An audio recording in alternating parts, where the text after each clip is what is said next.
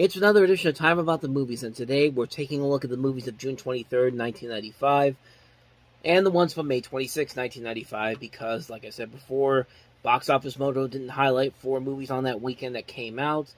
A couple of notable movies on there, so because this is a slow week, we only have 2 releases this week that are not really well known. In fact, most of the movies I have here I have not seen, so this should be a quick episode, even though we got 7 movies to look at. I think I said 2 movies. It's actually 3 movies, because, again, on this weekend, there's 1 movie that's not highlighted, but we've got 7 movies overall to look at, so let's go ahead and start with the ones from Memorial Day weekend I did not get to cover, and we'll start off with the biggest new release of them all, and that is Drew Barrymore and Chris O'Donnell starring in Mad Love.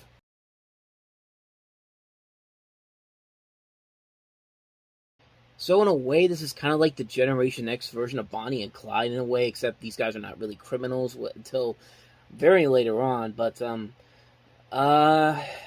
this is a weird movie. I mean, this is one that I saw a long time ago. Don't really remember a whole lot of it. I think this is the only one of the new releases I've seen that we're going to talk about here, but from what I remember from it, I don't remember it anything being too spectacular. This came out before Chris O'Donnell kind of launched his name into more of a prominent role with his role in Batman Forever, I should say, not Batman and Robin. And then Drew Barrymore was slowly but surely coming into her own as an adult actress. But, yeah, I don't really remember a whole lot about this movie, except for the fact that it's kind of like a Gen X version of Bonnie and Clyde in a way, except nowhere near as violent or nowhere near as good. It's just kind of like, I don't remember too much about it. I don't remember hating it either. I just don't remember a whole lot about it, honestly. Like I said, I saw this movie, like, probably 10 or 20 years ago. It's like a huge disparity there, but I saw it a long time ago. I don't remember too much about it, and I think most people would agree that it's not anything too spectacular from what I've seen.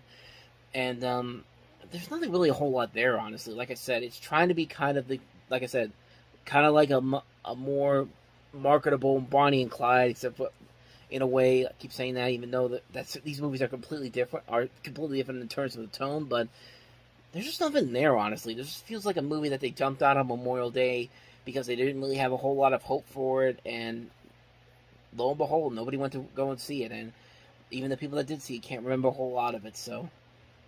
I mean, honestly, I don't think like I said, I don't remember it being too bad, but it's just mostly forgettable. That's probably the best way to describe it, because really, I'm running out of things to say about it, so... So that is Mad Love. Let's move on to the next movie that we have here, and that is the anthology horror film, Tales from the Hood.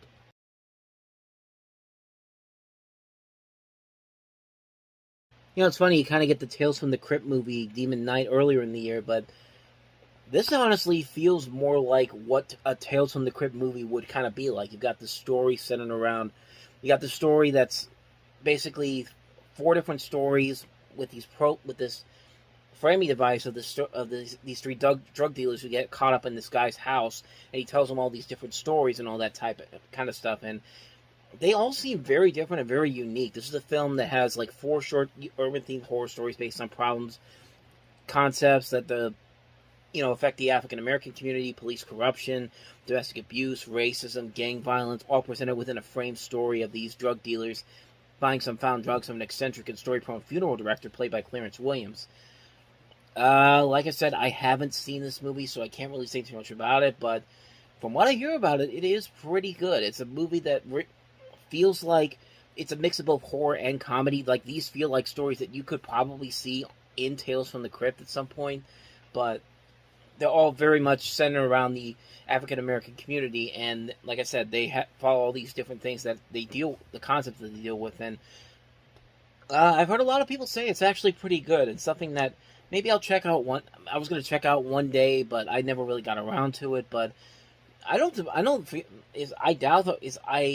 what am I trying to say here? I don't doubt that this movie isn't I cannot speak right now. Give me 1 second. I don't doubt that this movie is pretty good. That's what I was trying to say. I mean, good lord, like I could have stopped and did it again, but I'm almost done with this. So, this is directed by Rusty Cundiff, who did Fear of a Black Hat. We talked about that movie before. He also did Sprung. He also sadly was one of the directors on movie 43. So. Not the best director's credits I see here, but Like I said, I don't deny. I don't think that this movie could be that bad. I mean, from what I've heard about it, it's actually pretty good. So yeah, like I said, something Monday I'll definitely check out. But it's really hard to see that with all the other stuff I've been doing. So with all the other movies I've been checking out, that's what I'm trying to say. So bottom line, this movie could be pretty good. I want to see it. I just want to get around to. I just can't get around to it at any point. But hopefully, I will at some point. Maybe this Halloween, I'll definitely check it out. But yeah, I keep hearing a lot of good things about it. Tales from the Hood. So, with that said, on to the next movie, and that is A Pure Formality with Gerard Depardieu and Roman Polanski.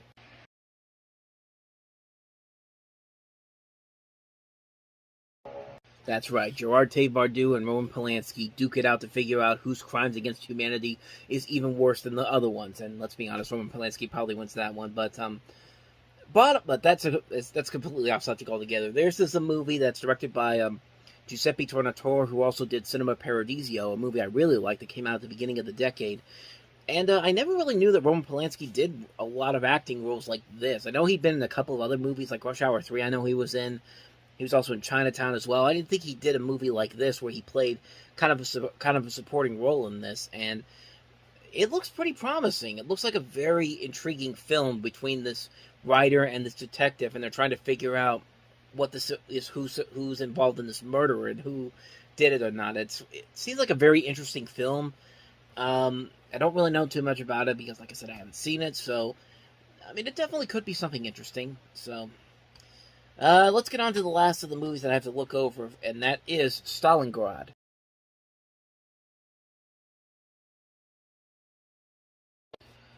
So you're basically following a platoon of German army soldiers transferred to the Eastern Front of World War II, where they find themselves fighting in the Battle of Stalingrad. This is actually the second movie based off of the Battle of Stalingrad. The first one being Hyundai Wulet Irig Libin, or Stalingrad Dogs, Do You Want to Live Forever?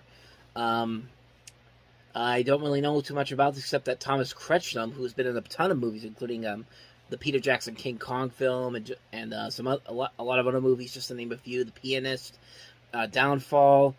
He's in this movie as well, and that's pretty much all I know about this movie. I know there's a couple other versions of Stalingrad out there, but in Germany, apparently this one did not get a lot of good reviews because the second half of the film had so many plot holes, and they were not. A lot of those plot holes weren't revealed, so it led to a reference to the bleak and nihilistic ending of the film. So yeah, that's pretty much all I know about this one too. So that is Stalingrad. Now let's get to the new releases from this week, and that starts off with Sister My Sister.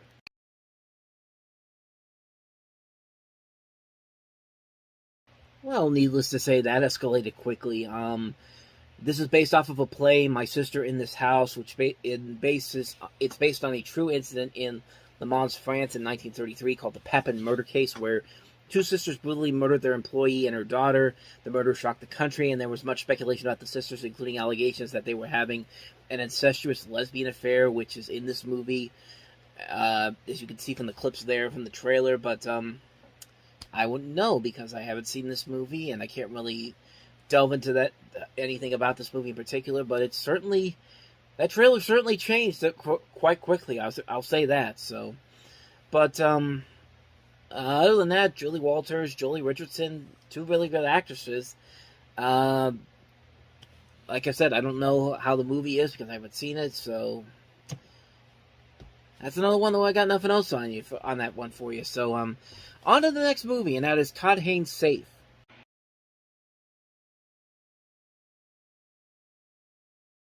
So like I said, this is directed by Todd Haynes and stars Julianne Moore. It's set in 1987 following Morris, a suburban housewife in LA whose monotonous life is abruptly changed when she becomes sick with a mysterious illness caused by the environment around her. And that's a very weird trailer, and it's a very convincing trailer. It's a trailer that's got me very interested to see what this movie is about and what actually happens in it. I mean, it kind of feels like a take on a mix between Outbreak and the Invasion of the Body Snatchers in a way. But yeah, that trailer was very interesting. It's one that definitely has my curiosity for. Todd Haynes is a director who he's made some decent stuff before. He's done Mildred Pierce. He's done I'm Not There. Carol was a very good movie. Far From Heaven, Velvet Goldmine. Um, this is one of his earliest films, and it does seem like a movie that could be very interesting. It has a very interesting concept to it, so definitely one I want to see at some point. It's got my curiosity, so. With that said, on to the last movie that we have here, and that is The City of Lost Children.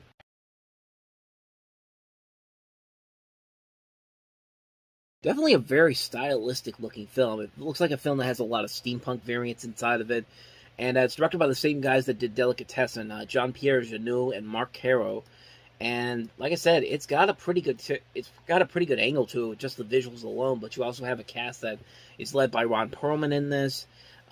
Just a very nice, unique style to it from the trailer that I see here. So, I mean, it definitely looks like it could be something very interesting. It's another one I'm definitely curious to check out at some point. So, not much more I can say about this one either. So, that is The City of Lost Children.